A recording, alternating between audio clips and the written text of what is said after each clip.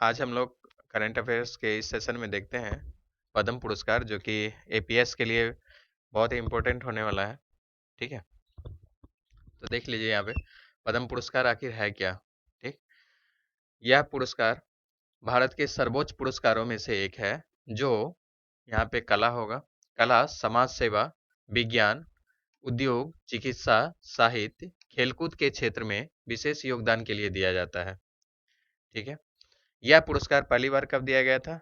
1954 में। और बीच बीच में इसको नहीं भी दिया गया है। वो कब कब नहीं दिया गया है? 1978, 1979 और 93 से 97 के बीच कभी कभी ऐसा हुआ था, जो उस ड्यूरेशन में नहीं दिया गया था। ठीक है, यह पुरस्कार जो है प्रत्येक वर्ष गणतंत्र दिवस पर घोषित किया जाता है। ठीक है, और राष्ट्रपति महोदय जो है यह पुरस्कार को गणतंत्र दिवस के पूर्व संध्या पे, ठीक है, यह पुरस्कार का ऐलान करते हैं। इसको सामान्यतः मार्च या अप्रैल में, कब? मार्च या अप्रैल महीने में आयोजित किया जाता है। आगे देखते हैं हम लोग। देखिए, ये कौन सा गणतंत्र दिवस था? 75वां। ठीक है, इस समारोह के मुख्य अतिथि कौन थे? फ्रांस के राष्ट्रपति थे एमैनुअल मैक्रों। ठीक है, यहाँ पे मैक्रों दीजिएगा, मैक्रों है। ठीक, यह पुरस्कार सामान्यतः कितने श्रेणी में दिया जाता है? 3 में। ठीक है, कौन कौन सा? पद्म विभूषण, पद्म भूषण और पद्मश्री। ठीक, अब देखिए, पद्म विभूषण किसको दिया जाता है? असाधारण एवं विशिष्ट सेवा के लिए दिया जाता है। ठीक है, कौन सा? पद्म विभूषण। अब देखिए, पद्म भूषण, पद्म भूषण किस चीज के लिए दिया जाता है? अब यहाँ पे देखिए, यहाँ पे असाधारण लगा हुआ है, मतलब रेयरली। ठीक है, रेयरली दिया जाता है ये। और उसके बाद देखिए, पद्म भूषण है। पद्म भूषण किस चीज के लिए दिया जाता है? उच्च कोटि की विशिष्ट सेवा। यहाँ पे असाधारण है और यहाँ पे क्या है? उच्च कोटि की। ठीक, ये दिया जाता है पद्म भूषण। अब देखिए, पद्मश्री, पद्मश्री किस चीज के लिए दिया जाता है? विशिष्ट सेवा के लिए। इसमें सिर्फ विशिष्ट आ गया। ठीक, और आगे हम लोग देखते हैं। देखिए, एक वर्ष में प्रदान किए जाने वाले पुरस्कारों की कुल संख्या जो है मैक्सिमम कितना होना चाहिए? 120 होना चाहिए। ठीक है, मैक्सिमम। उसमें जो है, उसमें एनआरआई को और जो मरणोपरांत जिनको दिया जाता है उनको छोड़ करके, ठीक है, एनआरआई और मरणोपरांत जिनको दिया जाता है उनको छोड़ करके मैक्सिमम 120 होना चाहिए। इस साल कितने कितने लोगों को दिया गया है? लोग यदि बोलेगा तो 134 को। कितने पुरस्कार है? 132। ठीक है, लोगों को, कितने लोगों को? 134 को दिया गया है और पुरस्कार है 132। अब देखिए, मैक्सिमम कितना होना चाहिए? 120। इससे अधिक नहीं होना चाहिए। दिया गया कितना? 132। इसमें से देख लीजिए, इसमें से क्या क्या दिया गया है, जिसमें 5, कितना? 5 पद्म विभूषण है। क्या है? 5 है पद्म विभूषण और 17 है पद्म भूषण और 110 है पद्मश्री।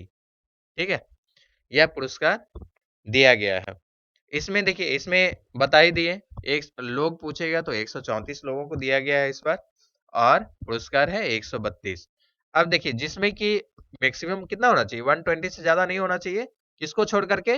मरणोपरांत को छोड़ करके और विदेशियों को छोड़ करके, एनआरआई जिसको बोलते हैं। इसमें देखिए, इस बार जो दिया गया है पुरस्कार, इसमें 30 जो है ना, क्या है? महिलाओं को दिया गया है। किसको? 30 महिलाओं को दिया गया है और 8 एनआरआई को दिया गया है और 9 पोस्थोमस को दिया गया है, जो मरणोपरांत हैं। ठीक है, उनको दिया गया है। अब देख लीजिए क्या क्या, 8 एनआरआई को और 9 मरणोपरांत को। अब देखिए, 9 8 कितना हो गया? 17 हो गया। यदि 120 में इसमें, हाँ, 120 में यदि 17 जो है कितना हो गया? 137। तो इसीलिए जो है ना, ये इसको इसको क्या है, इसको एग्जेम्प्ट करके चला गया है, मतलब छोड़ करके। ठीक है, और आगे देखते हैं। ये चीज देख लीजिएगा, जो 120 से ज्यादा नहीं होता है, दिया जाता है। देखिए, अब आगे देखते हैं हम लोग पद्म भूषण। ठीक है, पद्म भूषण यह जो है भारत का दूसरा सर्वोच्च सम्मान है। क्या है? भारत का दूसरा सर्वोच्च सम्मान है। ठीक है, यह इस साल कितने लोगों को दिया गया है? 5 लोगों को दिया गया है। ठीक है, 5 लोगों को दिया गया है इस साल, जिसमें कि कौन कौन है? बैजयंती माला देवी है। ठीक है, पहला नाम उनका आ रहा है, बैजयंती माला बाली, सॉरी देवी हम बोल दी, बैजयंती माला बाली, जिनका जन्म की 1936 में हुआ था। ठीक है, यह इनको जो है बैजयंती के नाम से भी जाना जाता है। ये प्रसिद्ध अभिनेत्री रह चुकी हैं। ये भारतनाट्यम की नृत्यांगना भी है। ठीक है, उन उनकी भी भूमिका में आ, नृत्यांगना की भी भूमिका निभा चुकी हैं। ये सांसद भी रह चुकी हैं। ठीक है, और इसने अपनी शुरुआत किस फिल्म से की थी? वरकई से। ठीक है, 1949 में, 1949 में। इसके पश्चात तमिल फिल्म जीवितम में भी ये इन्होंने काम किया है। ठीक है, ये बॉलीवुड में भी काम किए हैं। ठीक है, इनके लिए इतना है। मैंने भारतनाट्यम से यहाँ से क्वेश्चन बन सकता है यदि इनके बाद यदि पद्म विभूषण बोलेंगे, जो पद्म विभूषण कौन है, एक एक क्वेश्चन यहाँ से आ जाएगा, और एक क्वेश्चन आ जाएगा जो भारतनाट्यम की नृत्य, इसमें से नृतक कौन रह चुकी हैं या फिर कौन है, तो उनमें हो सकता है ऑप्शन दे करके दे।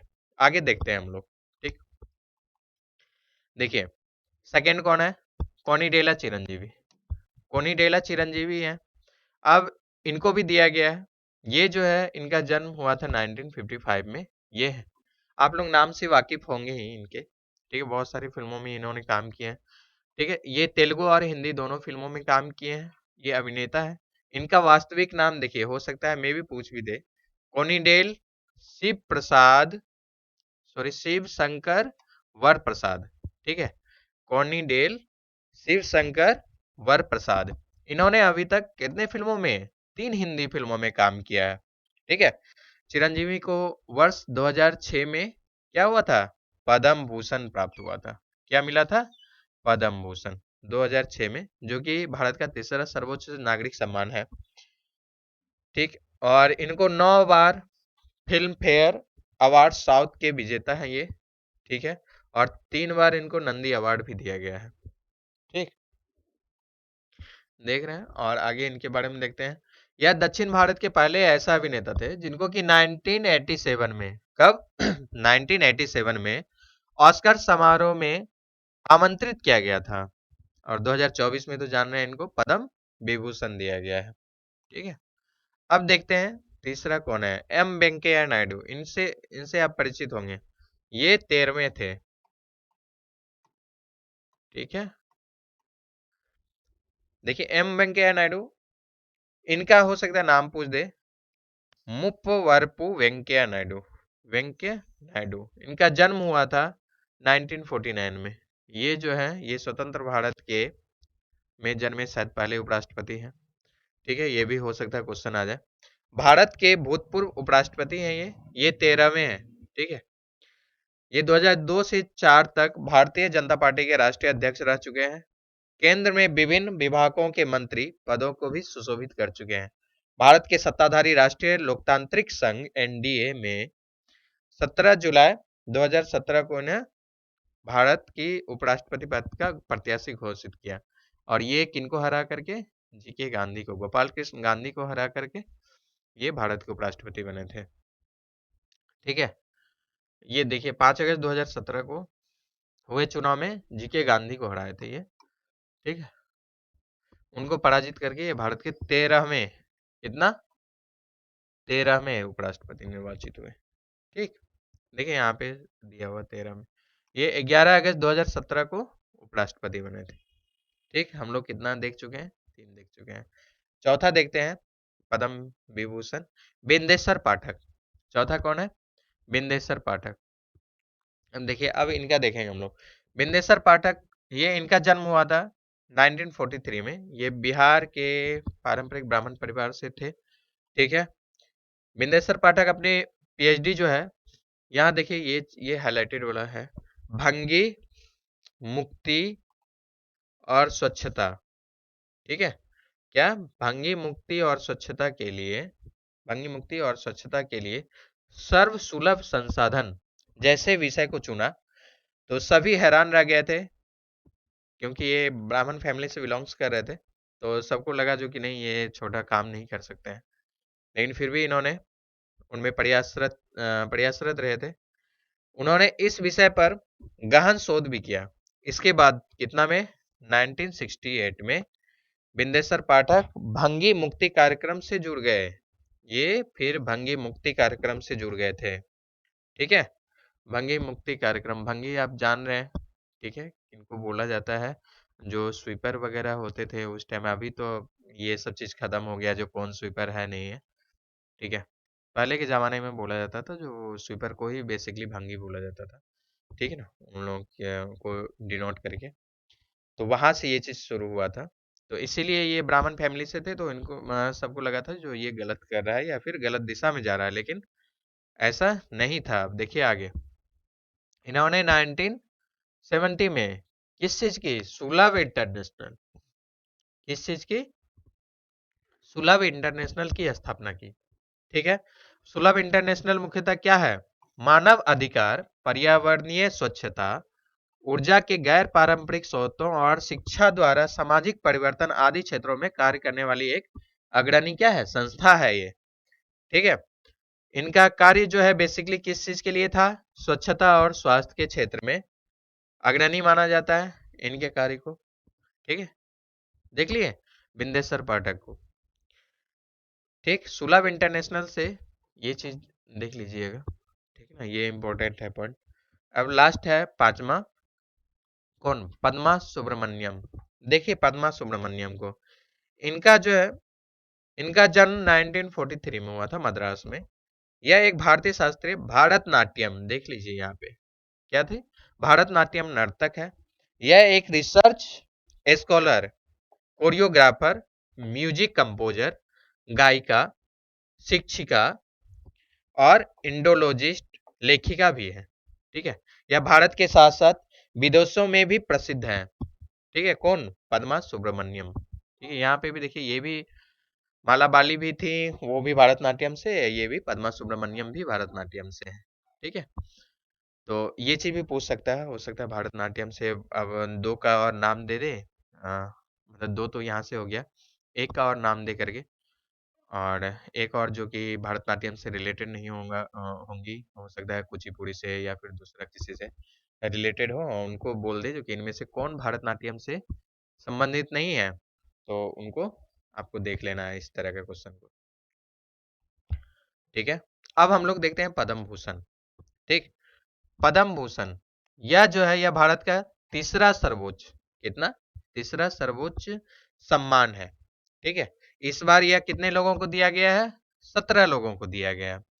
ठीक है, अब देखते हैं 17 लोग कौन कौन है, इसमें देख लेंगे पद्म भूषण में 17 लोगों को जो जिनको जिनको मिला है, फिर पद्म श्री में जो है कुछ लोगों को जो कि हाईलाइटेड है, जो पूछने वाले हैं, या फिर जो असाधारण काम, मतलब ऐसे दिया गया है जो जिसमें कि कुछ की पॉइंट बनते हैं। ठीक है, उन लोगों को हम देख लेंगे। अब देखते हैं इस बार कितने लोगों को दिया गया है, 17 लोगों को। देखिए पहला कौन है, एम फतिमा बीवी। हम लोग पहला देखते हैं एम फतिमा बीवी, इनको सार्वजनिक मामले के लिए दिया गया है। देख लीजिए, सार्वजनिक मामले की, ये केरल की है। ठीक, ये सुप्रीम कोर्ट की पहली महिला क्या है, न्यायाधीश है, सुप्रीम कोर्ट की पहली महिला न्यायाधीश है ये।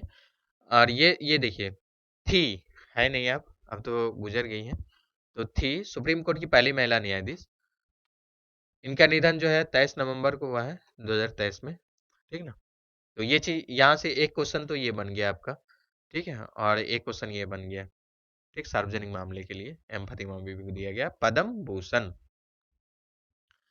अब देखिए, मिथुन चक्रवर्ती को भी दिया गया है कला के लिए, ये पश्चिम बंगाल के हैं। यंग लियू को व्यापार और उद्योग के लिए, ये ताइवान के हैं।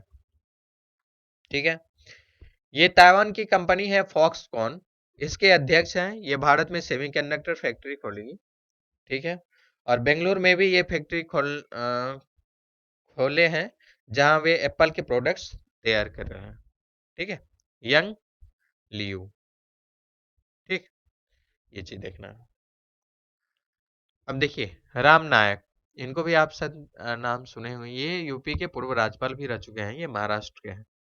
ठीक है, सीताराम जिंदल, ये जिंदल एल्युमिनियम लिमिटेड के क्या है, संस्थापक।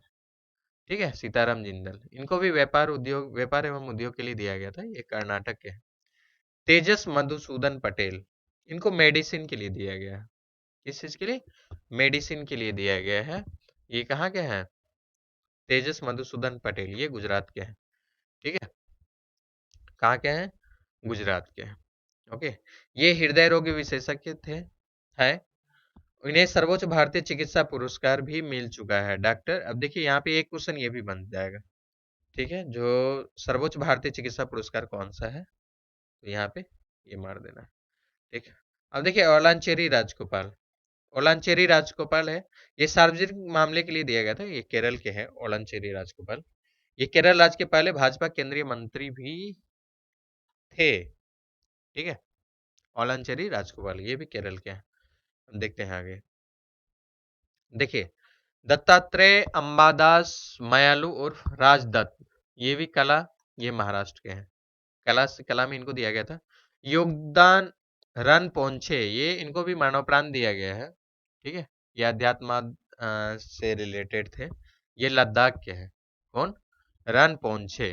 ठीक है, अब देखिए प्यारे लाल शर्मा, ठीक, ये कला से हैं, महाराष्ट्र के हैं। ये एक संगीतकार है, वायलिन वादक।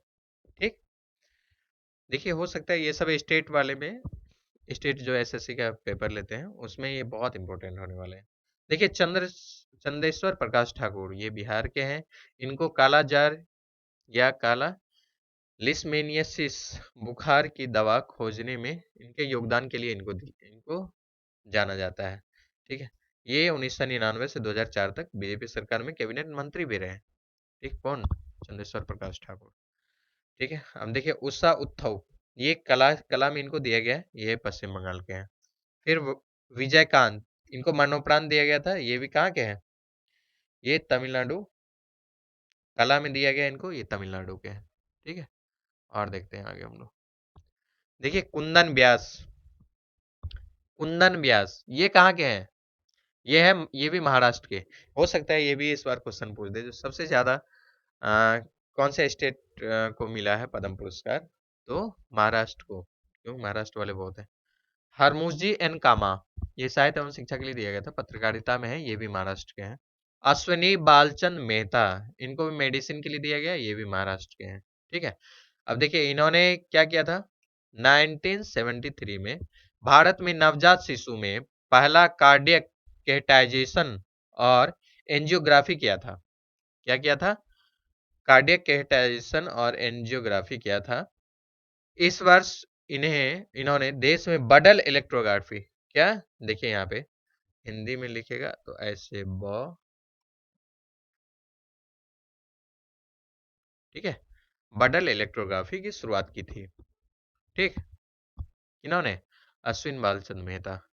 फिर देखते हैं सत्यव्रत मुखर्जी को, इनको मरणोपरांत दिया गया है, ये सार्वजनिक मामले में इनको मिला था, ये पश्चिम बंगाल के हैं।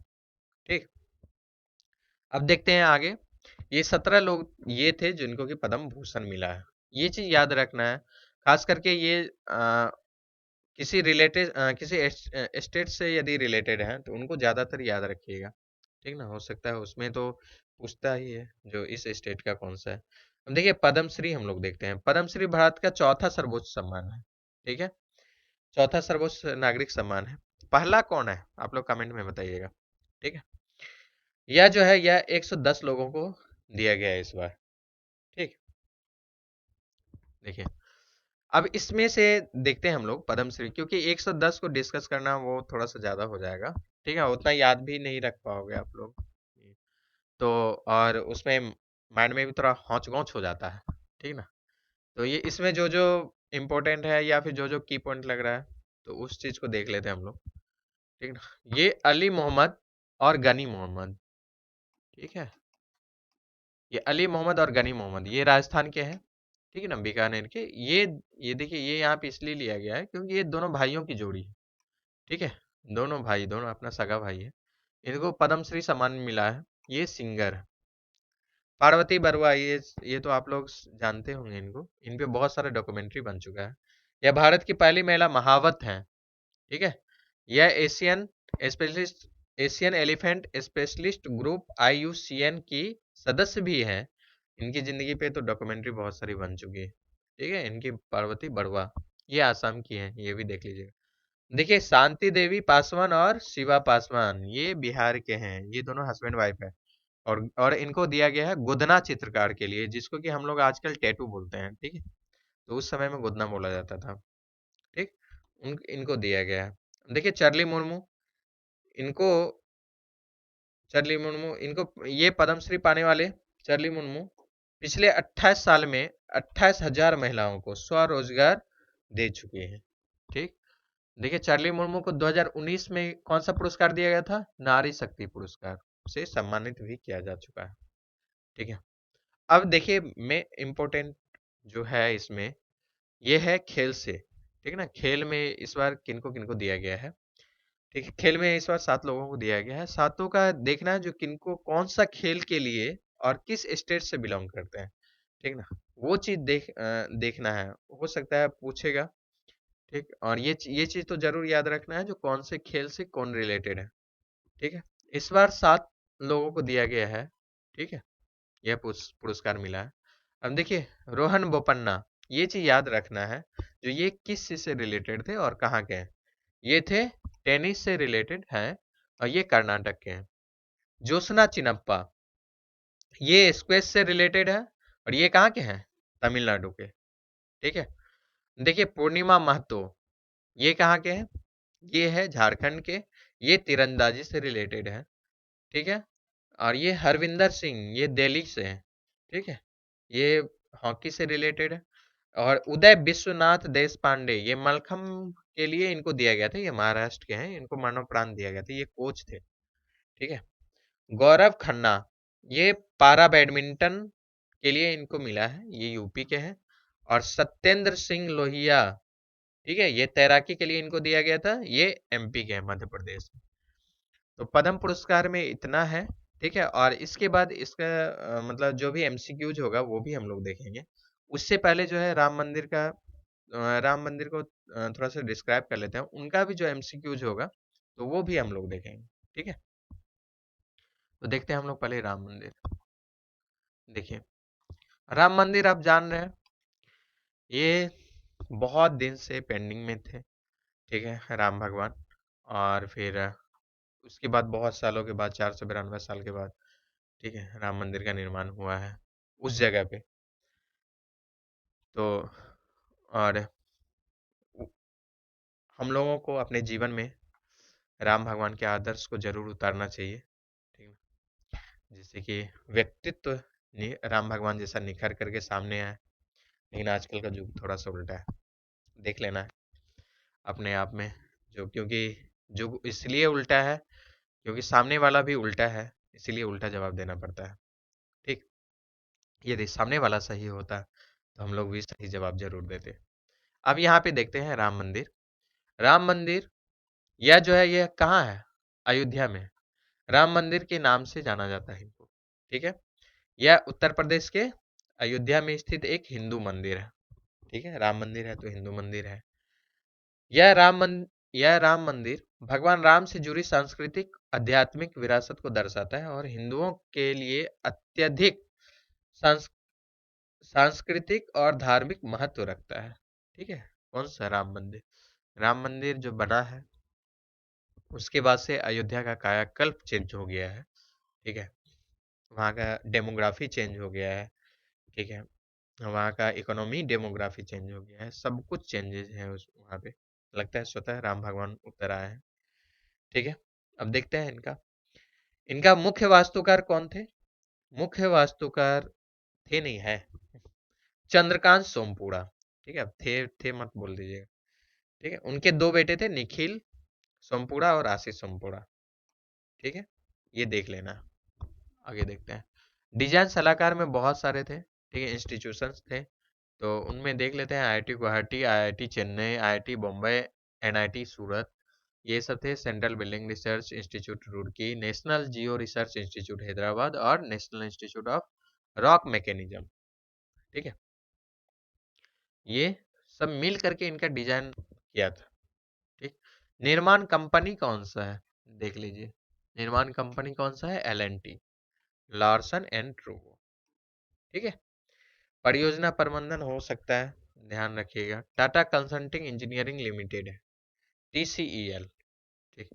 अब यहाँ पे जो है, यहाँ पे मेन क्या है? मूर्तिकार। ठीक है, मूर्तिकार है अरुण योगीराज, ठीक है, जो कि मैसूर के हैं। और गणेश भट्ट, सत्यनारायण पांडे। ठीक है, ये सब है। अब देखिए, मूर्तिकार हो गया, मंदिर का वास्तुकार हो गया, वो सब देख लिए। हम लोग क्या देख रहे हैं? कुल क्षेत्रफल कितना है मंदिर का? 70 एकड़। ठीक है, मंदिर क्षेत्र उसमें से कितना है? 2.77। ठीक, मंदिर के लंबाई कितना है? 380 फीट, चौड़ाई है 250 फीट, ऊंचाई है 161 फीट। ठीक, इसमें ये देख लेना है, ये हो सकता है ऊंचाई पूछ दे। वास्तुशिल्पी है शैली, कौन सा है? नागर शैली। ठीक है, अभी भारत में 3 शैली है, नागर और वेसर, द्रविड़। ठीक है, नागर इधर नॉर्थ इंडिया में है, द्रविड़ बेसिकली उस दक्षिण भारत में है। ठीक है, साउथ इंडिया में। और दोनों के बीच में कौन सा है? वेसर शैली। और नागर और द्रविड़ को दोनों का जो मिक्सचर है वो है वेसर शैली। ठीक है, इसमें ये आर्ट एंड कल्चर में जब आप लोग पढ़ोगे तो इसमें बहुत डीप में पढ़ाया जाता है, जो ये सब क्या क्या है, क्या क्या तीनों में डिफरेंसेस है। ठीक, देखिए, वास्तुशिल्प हाईलाइट, इसमें 3 मंजिलें हैं। ठीक है, जिसमें कि कितना है? 392 खंबे हैं और 44 दरवाजे हैं। ठीक है, अब हम लोग देख लेते हैं इनका भूमि पूजन कब हुआ था? 5 अगस्त 2020 को। उद्घाटन की तिथि क्या थी? तो 22 जनवरी 2024। ठीक है, देखिए, ये कुछ इस तरह का स्ट्रक्चर है जिनको कि हम लोग देख लिए। देख लेते हैं आगे। देखिए, मुख्य मंदिर जो है नागर शैली में है, ये चीज तो अभी हम लोग देखें। राम मंदिर का मूल डिजाइन देख लीजिए, 1988 से ही हो गया था। ठीक है, वहाँ के अहमदाबाद के सोमपुरा परिवार द्वारा विकसित किया गया था ये 1988 से ही। ठीक है, मंदिर में 3 मंजिलें होंगी। पहली मंजिल जो है वो क्या था? भक्तों को भगवान राम की दिव्य यात्रा के विभिन्न चरणों के अनुभव देने के लिए डिजाइन किया गया। ठीक है, पहली मंजिल को भगवान राम के दरबार की तरह डिजाइन किया गया है। ठीक, और प्रतिष्ठित मंदिर में कुल 5 मंडप, ये चीज देख लीजिएगा थोड़ा, 5 मंडप या फिर हॉल बोलते हैं उसको। ठीक, जिसमें कि क्या है? नृत्य मंडप, रंग मंडप, सभा मंडप, प्रार्थना और कीर्तन मंडप। ठीक है, ये 5 मंडप है, उसमें 5 हॉल है। मंदिर में कुल कितने दरवाजे हैं? 44। ठीक है, ये सिंह द्वार कहते हैं, मुख्य प्रवेश द्वार को सिंह द्वार कहते हैं, मंदिर के मुख्य प्रवेश द्वार को। उसमें जो है, उसमें रामायण के प्रमुख पात्रों को या फिर उनके प्रतिमाओं को दर्शाया गया है। हम तो गए नहीं है, लेकिन जो सुन रहे हैं, जो लिखा हुआ था वो सिर्फ दिमाग में है। मंदिर एक भूकंप प्रतिरोधी संरचना है जिसकी अनुमानित आयु कितनी है? 2500 वर्ष। ठीक है, मूर्तियां अब देखिए, राम भगवान की जो मूर्ति है, ठीक है, यहाँ पे ये भी क्वेश्चन बन सकता है। पहला क्वेश्चन तो ये बन सकता है, जो गंडकी नदी, क्योंकि बहुत फेमस नदी है अभी के हिसाब से, राम मंदिर निर्माण के हिसाब से, गंडकी नदी जो है ये कहाँ है? गंडक नदी है कहाँ पे? बताइए, कमेंट में बता दीजिएगा। गंडक नदी कहाँ है? गंडकी नदी जो है नेपाल में है। ठीक है, अब वहां से, नेपाल से लाई गई ये 60 मिलियन वर्ष पुरानी कौन सी शालिग्राम चट्टानों से बनी। ठीक है, गंडक, यहीं पे गंडक नदी पूछ देगा तो हो सकता है, या फिर गंडकी नदी यदि बोलता तो यहाँ पे पूछ देता, और मान लीजिए पहले पता नहीं था तो बोलता कहाँ है? बिहार में। ठीक है, तो ये गंडकी कहाँ है? नेपाल। घंटा अष्टधातु, ठीक है, घंटा अष्टधातु में कौन कौन सा था? सोना, चांदी, तांबा, जस्ता, सीसा, टीन, लोहा और पारा। ठीक है, घंटा का वजन कितना है? 2100 किलोग्राम। देखिए, ये फिर आ गया। ठीक है, घंटा की आवाज बहुत इतना बड़ा है जो 15 किलोमीटर दूर तक सुनी जा सकती है। हो सकता है, हम तो सुने नहीं है। ठीक है, मूर्तियां जो है 6 करोड़ वर्ष पुरानी शालिग्राम की शिलाओं से बनी है, जो गंडकी नदी नेपाल से लाई गई। ठीक है, हम लोग अभी देख लिए राम मंदिर का डिस्क्रिप्शन, फिर उसके बाद अब देखते हैं एमसीक्यूज। ठीक, डिटेल में अभी देखें राम मंदिर को, राम मंदिर का, और फिर उससे पहले क्या देखे थे, पद्म पुरस्कार को। ठीक है, अभी अब इनका एमसीक्यूज देखेंगे, यदि थोड़ा बहुत छूटा हुआ होगा तो वो चीज़ जो है एमसीक्यूज में कवर हो जाएगा। देखिए, पहले हम लोग देखते हैं अयोध्या राम मंदिर का। देखिए, यह टेम्पल जो है अयोध्या राम मंदिर के नाम से जाना जाता है। आर्किटेक्चर नागर स्टाइल है, नागर शैली का। ठीक है, ये कहाँ है, राम जन्मभूमि अयोध्या। कंप्लीट कब हुआ, 22 जनवरी 2024 को। ठीक है, प्रांत प्रतिष्ठा हुआ। अब वैसे अभी पूरा कंस्ट्रक्शन पूरा नहीं हुआ है, लेकिन कंप्लीटेड प्रांत प्रतिष्ठा हो जाने के बाद लगभग कंप्लीट ही हो जाता है, क्योंकि भक्तों को के लिए खोल दिया गया होगा। बिल्ट बाय श्री राम जन्मभूमि तीर्थ क्षेत्र ट्रस्ट। ठीक है, इनके द्वारा बिल्ड किया गया, मतलब टोटल फाइनेंशियली जो थे ये लोग थे। ठीक है, कंस्ट्रक्शन स्टार्टेड इन कब, 2019। आर्किटेक्ट कौन थे, सोमपुरा फैमिली। ठीक है, टोटल एलोकेशन एरिया कितना है, 17 एकर्स। Company L&T. ये सब अभी हम लोग पहले भी देख चुके हैं, और आगे देखते हैं। अब देखिए, अब एमसीक्यू देख रहे हैं। राम मंदिर के लिए रामलला की मूर्तियां किसने बनवाई, बताइए, अरुण योगीराज। ठीक है, अब इधर जो है, इधर आप लोग वीडियो पॉज करके इसका मतलब डिस्क्राइब जो किया गया है वो भी देख सकते हैं। ठीक है, देखिए, अयोध्या राम मंदिर का जन्म का भूमि पूजन और शिलान्यास कब हुआ था, भूमि पूजन कब हुआ था, बताइए, 5 अगस्त 2020 को। हम लोग देखे थे ना अभी इससे पहले। अयोध्या राम मंदिर के मुख्य गुम्बद की ऊंचाई कितनी है, 161 फीट। ठीक है, ऊंचाई यदि मीटर में बोलेगा तो 49 मीटर। ठीक है, यदि मान लीजिए 40 मीटर में दिया तो। अयोध्या में राम मंदिर बनाने का फैसला कितने साल बाद हुआ था, अभी बोले थे आपको, तो 92। ये कब से कब बना था गुम्बद, गुम्बद बना था 1528 में। ठीक है, जो मेरे बाकी के द्वारा बनाया गया था, यहाँ पे भी है। ठीक है, इसको देख लीजिएगा। ठीक है, अब देखिए, राम मंदिर का शिलान्यास सबसे पहले कब किया गया था, सबसे पहले बताइए, 9 नवंबर 1989 को। ठीक है, देखिए, अयोध्या राम अनुमानित लागत कितना होगा, 1800 करोड़ के आसपास। ठीक है, फिर देखिए, अयोध्या में राम जन्मभूमि स्थल का क्या महत्व है, ये बर्थ प्लेस ऑफ रामा। ठीक है, देखिए, माना जाता है कि किस राजा ने अयोध्या स्थल पर मूल मंदिर का निर्माण कराया था, किसने कराया था, राजा दशरथ। ठीक है, अयोध्या की विवादित भूमि से कौन सी ऐतिहासिक घटना जुड़ी है, कौन सी, बोलिए, बाबरी मस्जिद डेमोलिशन। ठीक है, अयोध्या किस राज्य में स्थित है, कहाँ पे, उत्तर प्रदेश। जिस समय बाबरी मस्जिद ढाई गई उस समय उत्तर प्रदेश के मुख्यमंत्री कौन थे, बाबरी मस्जिद जिस समय ढाई गई थी, कल्याण सिंह। ठीक है, बाबरी मस्जिद पर कब हुआ था हमला, 6 दिसंबर 1992। ठीक है ना, यही है ना।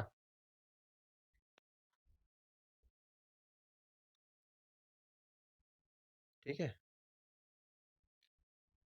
देखिए, बाबरी मस्जिद कब बनी थी, 1528 में, यहाँ आंसर भी दिया हुआ है। 1992 में जब बाबरी मस्जिद ढाई गई थी, तब भारत के प्रधानमंत्री कौन थे, कौन थे, बोलिए, पीवी नरसिम्हा राव। ठीक है, सुप्रीम कोर्ट ने अयोध्या विवाद पर अपना अंतिम फैसला कब सुनाया, कब सुनाया, 9 नवंबर 2019। ठीक है, अयोध्या का परिवर्तित नाम क्या है, मतलब किसका नाम परिवर्तित नाम है अयोध्या, फैजाबाद। ठीक है, वर्ष 1992 में जब बाबरी मस्जिद ढाई गई, तब राष्ट्रपति कौन थे, देखिए, कौन थे राष्ट्रपति, शंकर दयाल शर्मा। ठीक है। देखिए, अयोध्या राम जन्मभूमि बाबरी मस्जिद भूमि विवाद में संवैधानिक पीठ के कितने न्यायाधीशों ने फैसला सुनाया था? 5 न्यायाधीश। ठीक है, 5:0 में हुआ था। अयोध्या राम मंदिर के मुख्य गुम्बद की ऊंचाई कितनी है? ये 161 हो जाएगा। ठीक है, 161। ठीक, यहाँ पे 141 मिस प्रिंट हो गया है। ठीक। अयोध्या विवाद के फैसले में मस्जिद निर्माण के लिए कितनी एकड़ जमीन दी गई? कितनी दी गई है? 5। अयोध्या राम मंदिर के निर्माण के लिए किस सामग्री का उपयोग किया गया? सैंडस्टोन। राम मंदिर के लिए बोला है इसलिए सैंडस्टोन। ठीक है। 20वीं सदी के अंत में अयोध्या राम मंदिर के निर्माण के लिए आंदोलन का नेतृत्व किसने किया था? एल.के. आडवाणी। भारत के सर्वोच्च न्यायालय ने किस वर्ष अयोध्या भूमि विवाद पर अपना फैसला सुनाया? 2019। अयोध्या राम मंदिर की आधारशिला किसने रखी? नरेंद्र मोदी। ठीक है। अयोध्या राम मंदिर में स्थापित देवता का नाम क्या है? लॉर्ड रामा। अयोध्या राम मंदिर के पास स्थित पवित्र जल स्रोत का क्या नाम है? कौन सा रिवर है? सरयू। राम मंदिर में इस्तेमाल किए गए काले पत्थर का क्या नाम है? राम मंदिर नींव में इस्तेमाल किए गए काले शालिग्राम शिला का क्या महत्व है? कौन सा है? Represent Lord Rama's footprint. ठीक है। भगवान राम के जीवन से कौन सा महाकाव्य संबंधित है? कौन सा? रामायण। राम मंदिर निर्माण के पीछे ट्रस्ट का नाम कौन सा ट्रस्ट है? राम जन्मभूमि। अयोध्या राम मंदिर की स्थापत्य शैली क्या है? नागर। देख लीजिए, सब क्वेश्चन पहले हम लोग डिस्कस कर चुके हैं। राम मंदिर परिसर में कितनी एकड़ भूमि शामिल है? 70। अयोध्या राम मंदिर में कौन सा त्योहार बड़े हर्षोल्लास के साथ मनाया जाता है? दीपावली। अयोध्या राम मंदिर प्रतिष्ठा समारोह की शुभ अवधि क्या है? कितना था? 84 की 82? 82 सेकंड था, 84 सेकंड था। ठीक है। अयोध्या राम मंदिर के निर्माण के लिए जिम्मेदार ट्रस्ट का नाम क्या है? राम जन्मभूमि न्यास। ठीक है। राम मंदिर पर गुम्बदों की नियोजित संख्या कितनी थी? 5। निर्माण की देखरेख करने वाले राम जन्मभूमि तीर्थ क्षेत्र ट्रस्ट के प्रमुख कौन है? चंपत राय। ठीक है। अब देखिए, ये तो हो गया है राम जन्मभूमि से संबंधित एमसीक्यूज हम लोग देखें। लगभग सब क्वेश्चन हम लोग पहले भी डिस्कस कर चुके थे और अभी भी देखे। ठीक है, कोई ज्यादा नहीं था उसमें। अब अभी देखते हैं उसके बाद पद्म पुरस्कार से। पद्म पुरस्कार का भी डिस्कशन हम लोग देख लिए थे डिटेल में उसको। फिर अभी एमसीक्यूज देखते हैं। देखिए, 2024 में पद्म भूषण विभूषण पुरस्कार के प्राप्तकर्ता कौन कौन है? 2024 में देख लीजिए, कौन है बताइए। इसमें पद्मा सुब्रमण्यम। देखिए, 2024 में पद्म विभूषण पुरस्कार के प्राप्तकर्ता कौन है? तो इसमें बताइए, इसमें कोनिडेला चिरंजीव। 2024 में पद्म विभूषण पुरस्कार के प्राप्तकर्ता कौन है? इसमें बताइए, बिंदेश्वर पाठक।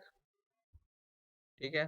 2024 में पद्म विभूषण पुरस्कार प्राप्तकर्ता कौन नहीं है? यहाँ पे नहीं है। ठीक है। इसमें लता मंगेशकर। ठीक। मरणोपरांत पद्म विभूषण प्राप्त करने वाले बिंदेश्वर पाठक को मुख्य रूप से किस क्षेत्र में काम किया है? Sanitation and waste management. मरणोपरांत पद्मश्री प्राप्त करने वाले श्री खलील अहमद ने मुख्य रूप से किस में कार्य किया? आर्ट में। मरणोपरांत श्री उदय विश्वनाथ देशपांडे को पांडे ने पद्मश्री श्री उदय विश्वनाथ देशपांडे ने किस क्षेत्र में मुख्य रूप से काम किया? तो ये स्पोर्ट्स से, ये मलखम से रिलेटेड थे, इससे पहले हम लोग देख चुके हैं। ठीक है। मरणोपरांत पद्मश्री देशपांडे किस क्षेत्र में मुख्य रूप से काम किया? ये तो स्पोर्ट्स अभी तो देखे ही। देखिए इसमें, ठीक है, 2024 भारत, देखिए यहाँ पे क्या है, भारत के पूर्व भारतीय उपराष्ट्रपति एम वेंकैया नायडू को 2024 में पद्म विभूषण पुरस्कार मिला। ये सही है, कथन सही है। इन्होंने भारत के 14वें नहीं 13वें,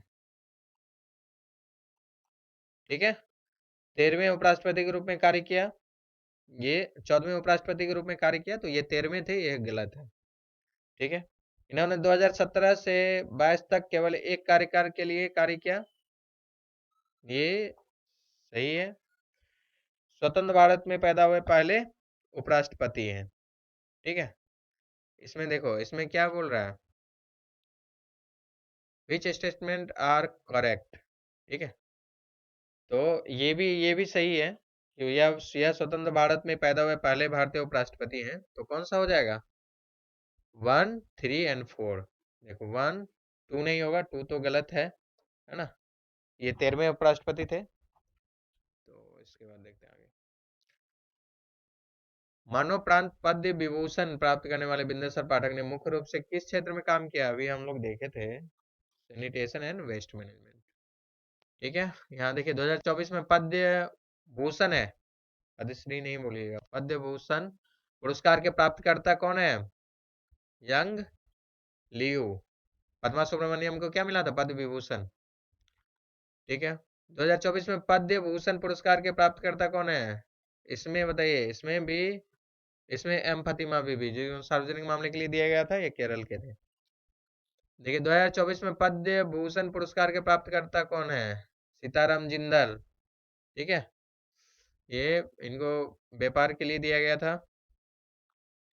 और देखिए 2024 में पद्मश्री पुरस्कार प्राप्तकर्ता कौन नहीं है, ठीक है। सत्यव्रत मुखर्जी, पद्मा सुब्रमण्यम, बालचंद्र, ओ ये पद्म भूषण होगा, ठीक है। पद्मा सुब्रमण्यम नहीं है, ठीक है। किस पद्म पुरस्कार को भारत में दूसरा सबसे बड़ा नागरिक पुरस्कार माना जाता है, तो दूसरा कौन सा, विभूषण। पहला कौन है, बोल दिए हैं, कमेंट में बताइएगा। खेलों में उनके असाधारण काम के लिए 2024 में पद्मश्री या पद्मश्री पुरस्कार किसे मिला, बताइए। 2024 में पीवी सिंधु, मेरी कॉम, नीरज चोपड़ा, श्री उदय विश्वनाथ देश पांडे, इन्हीं को मिला था, ठीक है। इस बार मिला था ना मलखम के लिए। पद्म पुरस्कार के लिए कौन सा क्षेत्र मान्यता प्राप्त नहीं है, साइंस एंड इंजीनियरिंग, ठीक है। चिकित्सा के क्षेत्र में उनके महत्वपूर्ण योगदान के लिए 2024 में पद्म भूषण पुरस्कार किसे मिला, चिकित्सा के क्षेत्र में देखिए, मधुसूदन पटेल को, श्री तेजस मधुसूदन पटेल को मेडिसिन में दिया गया था। पद्म पुरस्कारों की स्थापना किस वर्ष हुई थी, 1954 में, ठीक है। देखिए किस भारतीय कलाकार को दृश्य कला के क्षेत्र में उनके योगदान के लिए 2024 में, ठीक है, तो कौन थे, श्री सोमदत्त भट्ट, ठीक है, श्री सोमदत्त भट्ट। निम्नलिखित में से किसे सार्वजनिक मामलों के क्षेत्र में उनके योगदान के लिए 2024 में पद्म भूषण पुरस्कार, तो सार्वजनिक मामले इससे पहले हम देख चुके हैं, एम फतिमा बीबी को मिला था, ठीक है, ठीक है। आज बस हम लोग देख लिए जितना भी एमसीक्यूज था।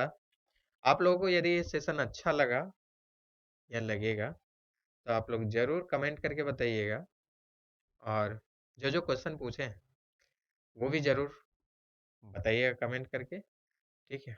और फिर यदि और ज़्यादा अच्छा लगे तो लाइक और शेयर जरूर कर दीजिएगा।